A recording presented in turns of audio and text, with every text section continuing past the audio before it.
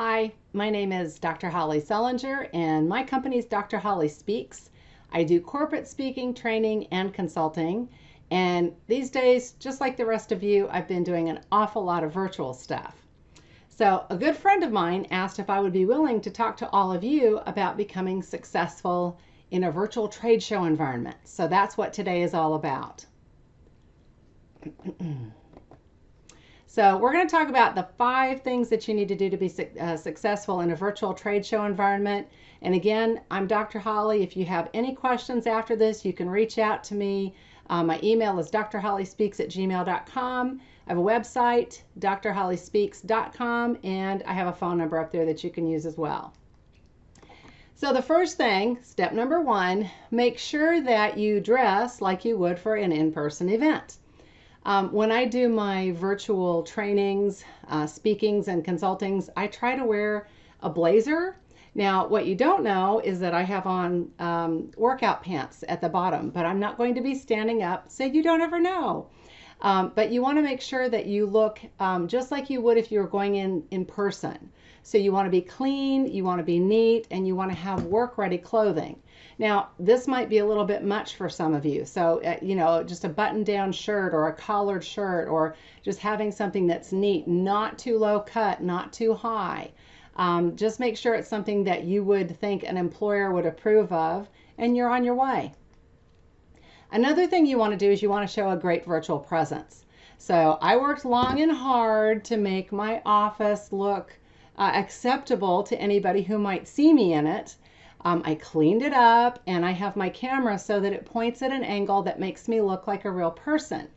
The one thing that we do not want to do is we do not want to look like we're up against a white wall and the Gestapo is interrogating us.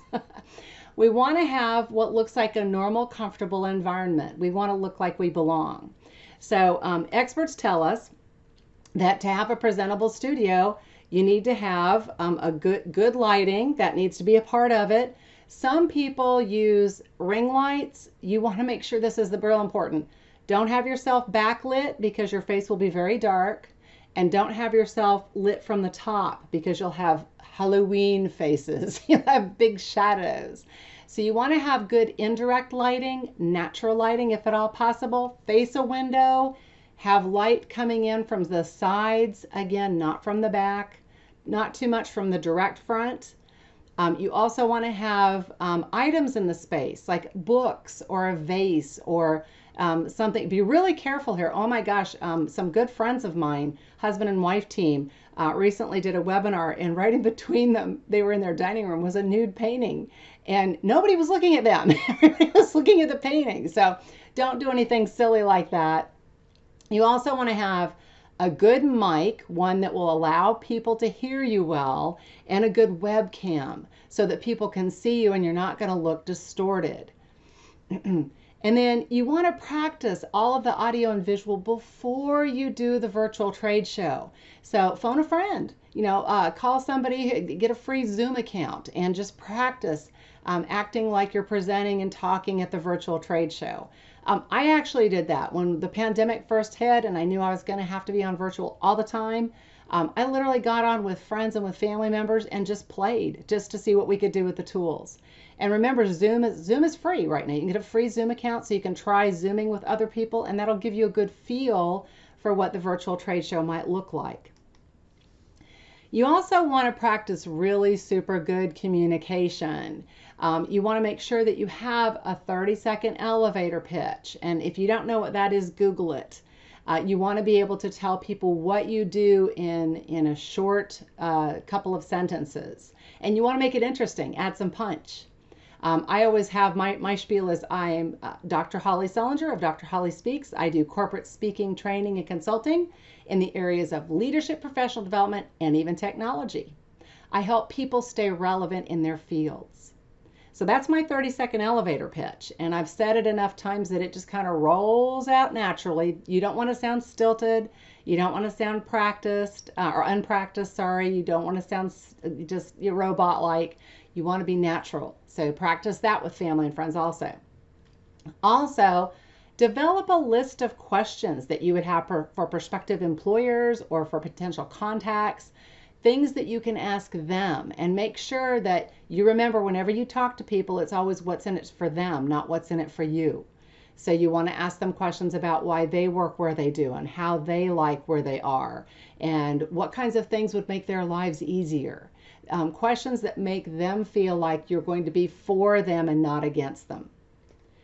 You also want to remember the one thing that we miss sometimes in a virtual environment is body language. Because of the fact that we're not right next to each other, we sometimes miss part of the message. So this is like really super important.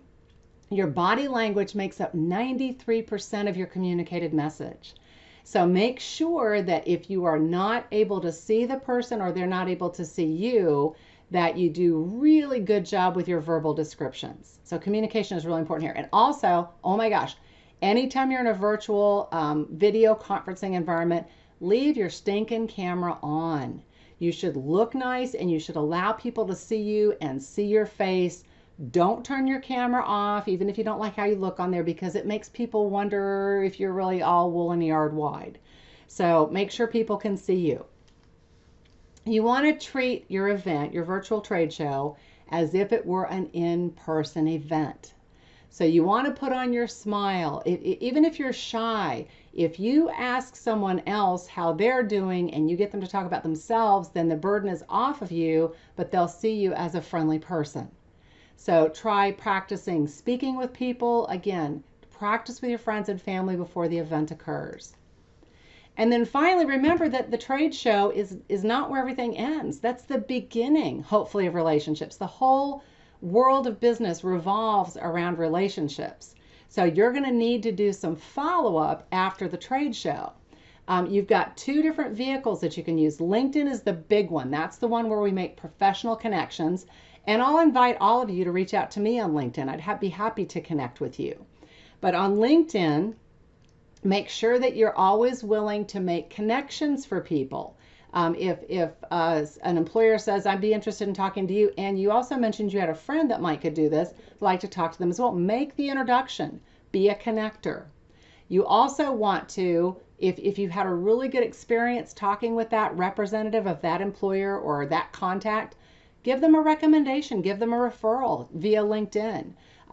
Always be willing to give to others first, because that makes you look like the big person and the connector and the player. And then be a giver and a connector, always. So if they ask, do you know of anything, or do you know how, or yes, absolutely, and follow up with that information. You also have to remember that you have social media presence, and social media is absolutely huge after the virtual trade show. You don't know who's going to go out and look for you. So a rule of thumb that I use for me is my social media across the board, whether it's my Instagram account or my Facebook or my LinkedIn or my Snapchat, wherever I'm at, I keep a professional appearance. So I don't put pictures that would ever come back to haunt me in any of those locations. And you can use it to be real, be yourself, but be your presentable self. You want to always be professional, whatever that looks like for you and wherever you are in your life. You want to always lift each other up as well. So anytime that you can put out positives, that you can put in a plug for someone, that you can be a giver via social media, that's going to be a bonus, and it's going to make you look like a really good team player. Another thing you can do if you're trying to get started and trying to get attention, give your expertise away. If you're really good with technology, put out some tips and tricks that are technology oriented on social media for your friends and people that you're connected with. If you're really good at writing, put some of your writing samples out there. Give part of yourself away, and people will start to see you as the expert that you are. So that's it. Those are the 5 things you need to keep in mind when you're getting ready to do a virtual trade show. I wish all of you the greatest of success, and I think it's fun to have a new way of conducting our lives in this day and in this age. If you have any questions for me, please reach out to me. Again, drhollyspeaks@gmail.com. You can find me on LinkedIn, you can find me on Facebook, and you can find me on Instagram, all over the place. Take care and have a great event.